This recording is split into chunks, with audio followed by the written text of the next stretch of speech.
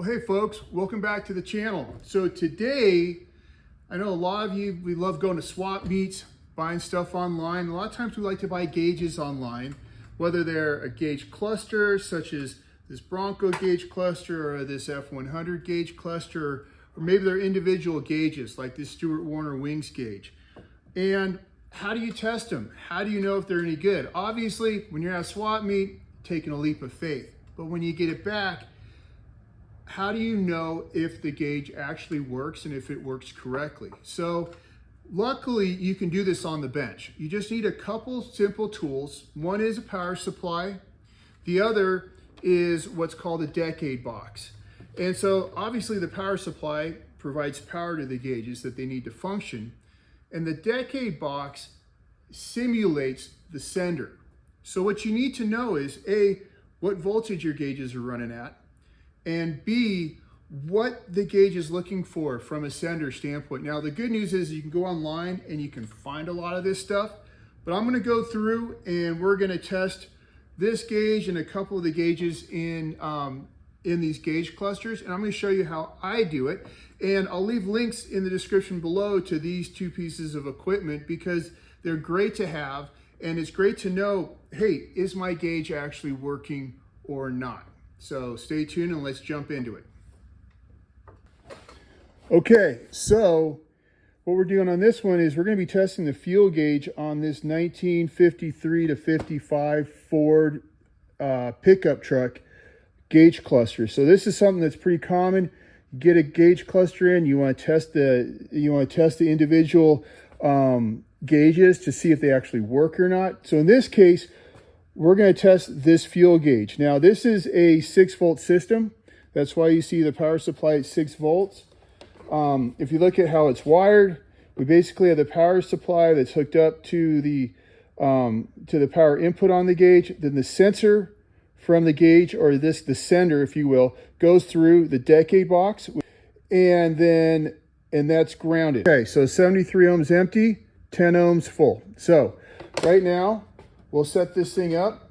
So this is that there's 73, that's 73 ohms, 70 on the 10s and 3 on the singles. I'll hit output. And now since it's 6 volts, it will take some time for this thing to register. So what we're looking at is empty is 73 ohms. Okay, so let's go ahead and show it to be full. So full, I'll just take the resistance down. In this case, I'm at 13 ohms, and you can see how it's changing here. So this should give me a near full state. Again, this is a 6-volt gauge. If this were into a 12-volt system, if we're doing a conversion, we just put a voltage reducer on here. But this shows you, at this case now, we're at 13 ohms, and we're showing full. So if we go somewhere in between 10 and 73, so let's go about like around 50 ohms or so. 50, this is now 53 ohms. What you'll see this is going to give us somewhere below half tank. And it does take some time for the gauge itself to register. So what we're doing now is, and this is why if you look at fuel gauges, especially in old vehicles, it will take some time for them to move from one position to the next. But this is telling us that this gauge, in this case, is good. Because when we're at 10 ohms, or 13 in that case, we're about full. Right now we are at 53 ohms and we're slightly under half, and 73 is empty. This isn't linear, so it can't. So be careful when you're looking at a lot of these gauges, especially water temp gauges. They're not going to be. It's not going to be a linear relationship where halfway between empty and full on the resistance shows up. You can see here, we're a little bit above quarter tank right now, which makes sense. All right, so the next gauge that we're going to do is this Stewart Warner water temp gauge. So this is a good example of an aftermarket gauge.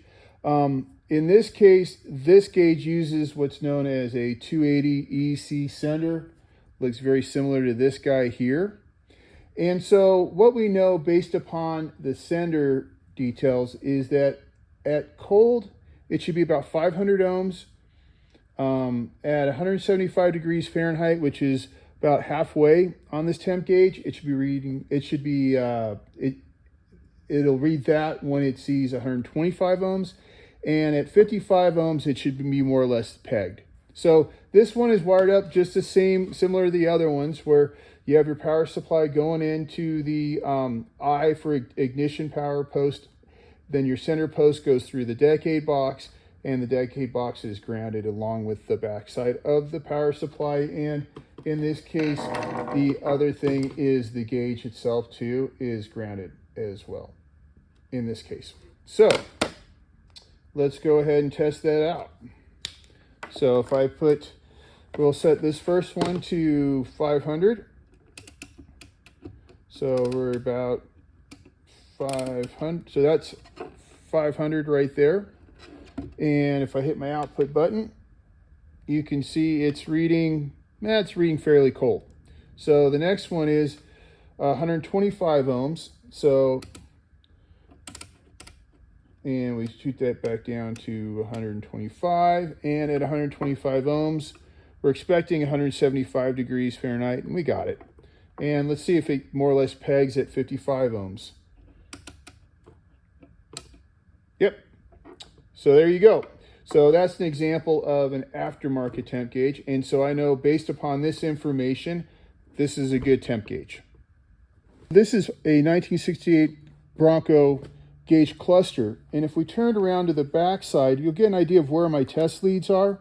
So in this case, Fords in these years used a voltage reducer. So what we have is from the power supply that I have set at 12 volts, goes into the reducer, and then from the output of the reducer comes over, and in this case we are checking the oil pressure gauge, and so it goes from the output to the plus or the ignition or gauge power side of the actual gauge itself, and then the sender side goes through the decade box, and the back side of the box gets grounded to the same point as the gauge body and as the power supply. So that is what I'm trying to show in that drawing right there. So hopefully that makes sense. You wire it from the power supply through the voltage reducer to the plus terminal on the back side of the gauge. Obviously everything gets grounded, and then again, like the other ones we tested, the sensor side of the gauge goes through the decade box to ground. So in this case, oil pressure around 30 ohms, it should read low, and around 10 ohms, it should read high. So right now, I've set this thing at 30 ohms right here, as you can see. And if I turn this thing on, it'll read in the lower part of it. So you're seeing right now it's reading about, I would say, like 15 or 20. And then if we drop this down to 10 ohms, you'll see it climb. And it takes a little bit of time. Again, the response time of these gauges is not super fast. But again, we're just checking to see if these gauges are working as expected. So in this case, the oil pressure gauge is nearly pegged hot right now. It's running around 80 PSI, and that's at 10 ohms. And so that's something that is close enough where I feel that, hey, this gauge is running correctly. If they're not running correctly, they're just literally, they are not going to respond or at all, or they're going to be very erratic. Okay, folks, so that's how you test these things. Really, it's pretty straightforward. The key is really knowing, again, what resistance these gauges are looking for. Now, and again, one thing to notice, these are electrical gauges. We're not talking about mechanical gauges. The other thing is sometimes you may not know what the exact values are, so you're just trying to get an idea if the gauge appears to be functioning. If this is not calibrating the gauges, if you want them professionally calibrated, you should send them off to a shop such as like Williams Instruments and places like that. But this will at least give you an idea of if the gauges actually work, and it's one that I use quite often. So in any case, I hope that was helpful. Hope you got a few nuggets out of it. If you do, please give it a like. And again, thanks to all the channel support and all the subscribers, and hope everyone has a great day, and take care.